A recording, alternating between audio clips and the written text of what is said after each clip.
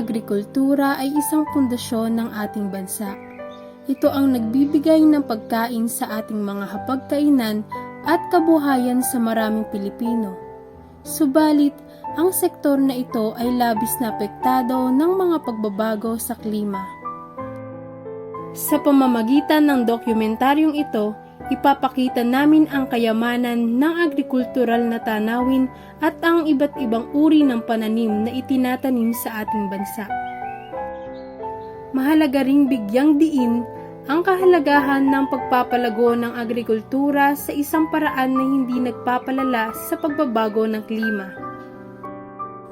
Ang mga pamamaraang pang-agrikultura na may sustainableng prinsipyo ay magiging mahalaga sa pagharap sa mga hamon ng pagbabago ng klima.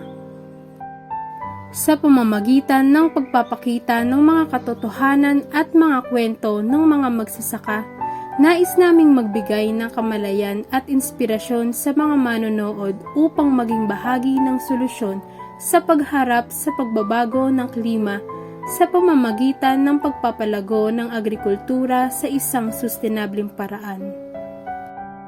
Kasama nyo kami sa paglalakbay na ito tungo sa isang mas matatag at maunlad na agrikultura na nagtataguyod ng kalikasan at kinabukasan ng ating bansa. Farmers in the Philippines are left devastated due to the extreme temperatures that have put their crops and livelihood at risk.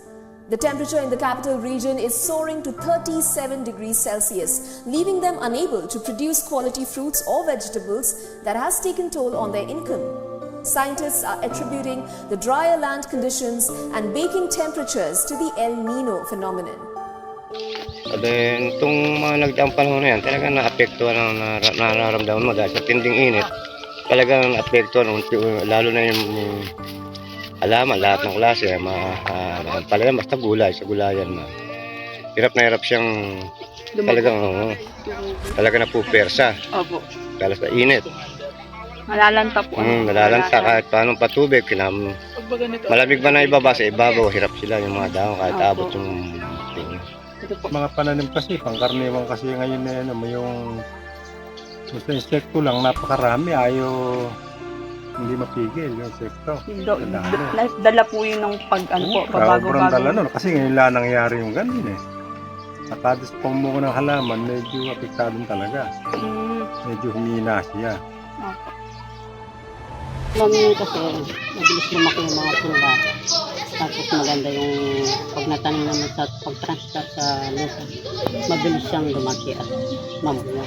Pag magtagilid naman, sa punlaan pa lang, mabagal siyang lumaki.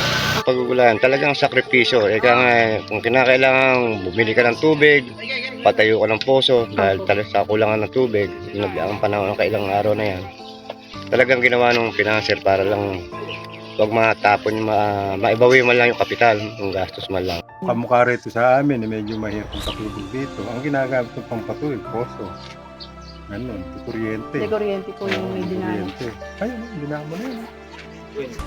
Dito lang ginagamit ko. Tapos naman, madalas. Kaya mga El Nino. Madalas siya, kaya medyo magastos. Sa kuryente po. Oo, kasi babayad ako sa kuryente ng kung paano binayaran ko huli nito eh. 17,000 eh. At po pala. Dapat hindi ka lang kalaki. Kung may tubig dyan sa sapa, hindi ka lang kalaki ubusin. Makakatipid po sana tayo. Magandang halaman pag ang tubig ay galing sa sa sapa, hindi ka makakaposo. Wala kasing sustansya sa poso eh. Ang ginagawa ko nila, lalagyan ko ng tae ng manok, inaagusan. Para magkaroon siya ng sustansya.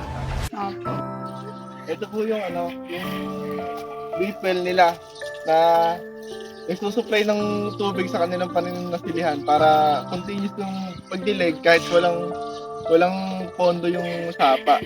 Yun po yung ginagawa nila na based sa sinasabi ni Mang Enrico. Ayon sa sabi nila, hindi naman tayo ganong laboy at nakakaalam sa mga ganong klase. Sabi nila, di umano sa tinding init yan, nakukuha rin sa sa sasakyan, mapagsiga, pollution, kung yan ang ayon sa aking nababalitaan lang din. Yun daw ang nagiging dahilan. Kaya nagkaroon ng climate change, so tinatawag na ganyan, sobrang init, na naiipon sa ibabaw, kaya sinasabi nila. Yan, kaya po nagkaroon ng... Siguro, baka nga gano'n, hindi naman kasi ko kasing anong pagkakaalam ko, yun lang. Siyempre, mga kamukha ng mga sakyan yan, mga usok-usok yan. Opo, pollution. Sa yan eh. Opo. Pinagmumulan din yan. Kaya marami pinagmumulan yan. Iba-iba po, ano, Oo, iba-ibang... iba-iba. Kumbaga sa ano, isa lang yan sa dahilan. Sa kabila ng mga hamon na dala ng pagbabago ng klima, nakikita natin ang kakayahan ng mga magsasaka na magpatuloy at humalaw sa mga pagbabago. Ang mga magsasaka ay nagpapakita ng katatagan at kahandaan sa pagharap sa mga pagsubok tulad ng pagbaha, tagtuyot at iba pang kalamidad na dulot ng pagbabago ng klima. Sa pamamagitan ng kanilang kaalaman at kasanayan, nagagawang makibagay at maghanap ng mga solusyon upang mapanatili ang kanilang mga taniman at kabuhayan. Sa kabuuan, ang mga komunidad ng magsasaka sa Pilipinas ay patuloy na nagpapakita ng katatagan at kahusayan sa pagharap sa mga pagbabago ng klima, at sila ang tunay na mga bayani ng ating agrikultura. Sa ating mga sa municipality natin, kasi hindi naman sinabi nila na alam naman natin talagang tag-init, matindi init. Sumugal tayo para maghalaman o magpalaya. Hindi natin sila masisisi. Sinagalang naman ng panahon nila ng tag-init. Sinabi talagang napakatindi ng init. Apo, apo. Pero nagpilit, nagbabaka sakaling makatsyempo ang bagay, ang halaman. Ngayon, hindi mo naman madadaing talagang naramdaman ng lahat. Apo. Kahit paano hindi naman ganong natalo. Teka, kumita kahit paano kaya. Talagang hindi na kasing ganda ng mga panahon mga nagdaan na hindi ganong katindi init. Nagbibigay sila ng suporta, mga ng binhi, pataba, gano'n. Sumusuporta po sila sa Pagporta sila, kamukha ng binhi ng palay. Binhi ng gulay, kamukha ng sili. Tapos pataba. binibigay po na ng libre po. Libre. Sa mga kahapon, nagpamigay ng binhing palay. Yan sa may pakuma. Gusto ko talaga magpaganda yung ano na yan. Yung pag-isaka na yan eh. Nagiging problema nga lang. Ayun nga, masyado maraming nagiging kalaban yung ating mga pananim. Kunyari palay, kung kailan yung aanihin na, makakatubig. Mukha ngayon yung mga palay rito. Abe, hinog na yung palay, nakatubig pa yung pagkakaulan na yan. Bumaha eh. So, yung pinak. Ilang araw nakalabas sa tubig. Ang isa lang ang pinakamaganda talaga. Kung dumating yung tagilid, kung tayo may patubig na nakagayak, irrigation para rito, meron tayong inaasahan na darating yung tubig na magagamit kung dumating ganito. Kung hindi naman, kung tayo may kakautang tayo sa gobyerno, walang tubo, na mabibigyan tayo ng suporta para sa magsaka na hindi tayo tutubo. Unti-unti natin mahulugan pag-aani, mapakalaking bagay para sa mga manggagawa at magsasaka. Magtanim lang po. Magtanim lang na magtanim. Para patuloy pa rin po yung produksyon natin ng mga gulay. Minsan nakakatulong din sa atin kasi kailangan mo rin. Sipag lang at saka sa agriculture. Ang sustainableng agrikultura ay hindi lamang nagbibigay ng sapat na pagkain para sa ating mga mamamayan, kundi naglalayong mabawasan ang kahirapan at pangalagaan ang ating kapaligiran.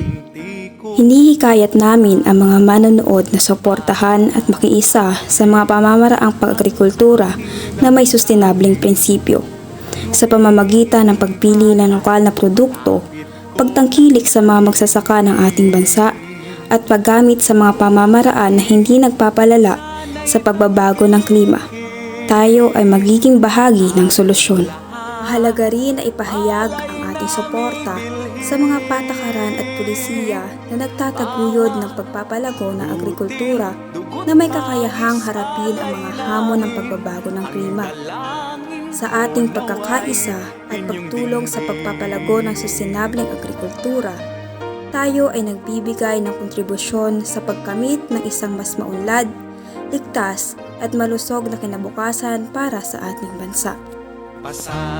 Tayo ay nagtitiwala na ang ating mga manonood ay magiging tagapagtaguyod ng sustainableng agrikultura at magiging boses ng pagbabago.